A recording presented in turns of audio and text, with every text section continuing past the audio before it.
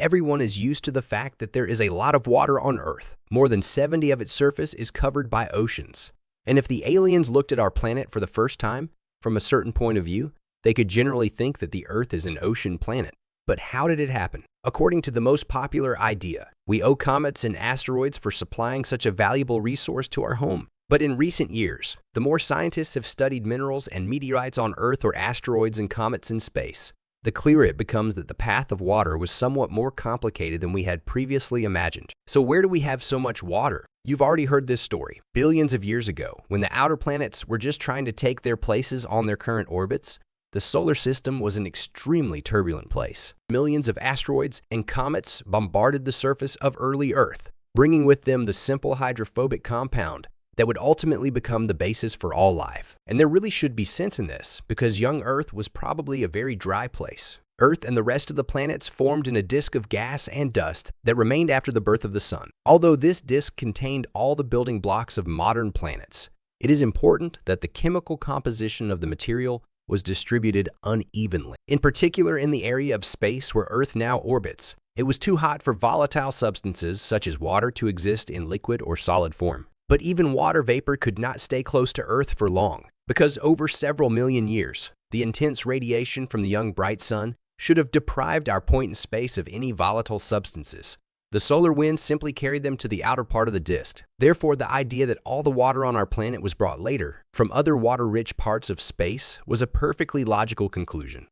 Objects that formed beyond the so-called snow line, which now runs through the asteroid belt, could accumulate water ice and bring it to Earth, already after our planet had cooled down. Of course, comets, cosmic bodies that mostly consist of water ice, are the most logical candidates for water carriers. The outer solar system is teeming with these icy fragments, and they periodically approach the inner planets.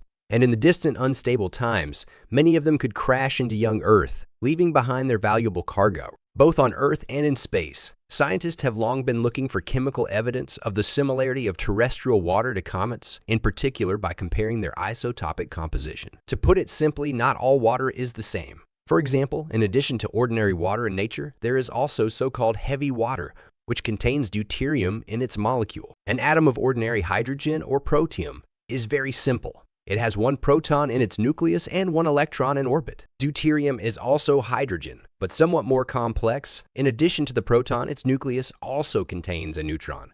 So the deuterium atom is heavier, or rather more massive, than the atom of ordinary hydrogen, hence the own term heavy. However, recent research has shown that the isotopic composition of water on Earth is not the same as that of comets.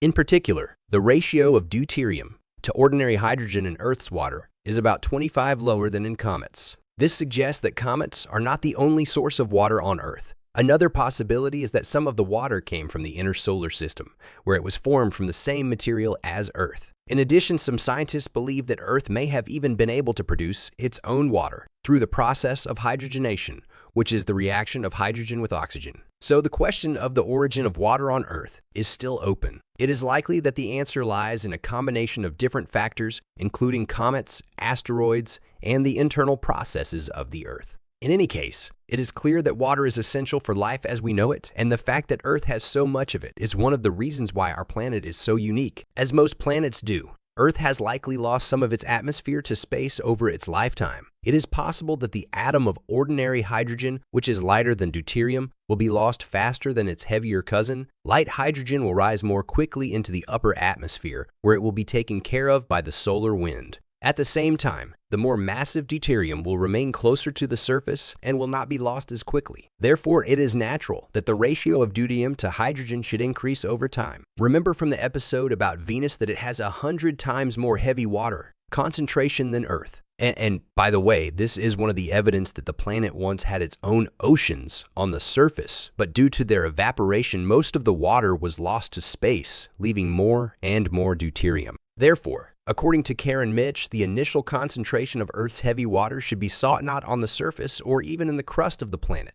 but much deeper, somewhere deep in the mantle, which is not contaminated with surface deuterium. One of the few places on Earth where ancient eruptions could have lifted material from the deep mantle is the largest island in Canada called Baffin Island.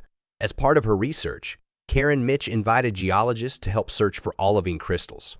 These are time capsules that can contain primitive hydrogen. If the ratio of deuterium to ordinary hydrogen in these crystals can be determined, scientists will be able to see what this ratio was at the very beginning of Earth and whether it really changed over time. Researchers carefully selected samples that are specifically related to the deep mantle. And after measuring the amount of deuterium, they determined that the ratio of deuterium to ordinary hydrogen in the samples was approximately 25, lower than on the surface, in the oceans of Earth. And this was a real surprise. This means that carbonaceous chondrites contain too much deuterium to be a source of terrestrial water. Therefore, their parent asteroids, as well as comets, are unlikely to have brought most of the liquid to our planet. But where did it come from then? Chondrites are actually historically divided into three classes: ordinary carbonaceous, which we have already mentioned, and the so-called enchondrites. In fact, enchondrites have never been considered water carriers. After all, first, they should be even drier than carbonaceous ones, since they are born closer to the sun. And secondly, there are simply not many of them, only 2% of all known meteorites. But it is precisely enchondrites that are chemically closest to Earth. In addition to water and nitrogen, they have similar concentrations of isotopes of oxygen, titanium, and calcium. And importantly, enchondrites are completely composed of material from the inner solar system. This is the material from which rocky planets, including our Earth, were actually formed. In a study published in August 2020, a team of scientists from NASA's Jet Propulsion Laboratory were able to accurately measure the water content and deuterium to ordinary hydrogen ratio in 13 meteorites of the enchondrites class. And they found that these meteorites contain much more water than previously thought. And if such asteroids in the early solar system contained so much water, it could have a serious impact on the chemical composition of Earth's atmosphere. After all, it is possible that it was precisely such objects that united and formed our planet.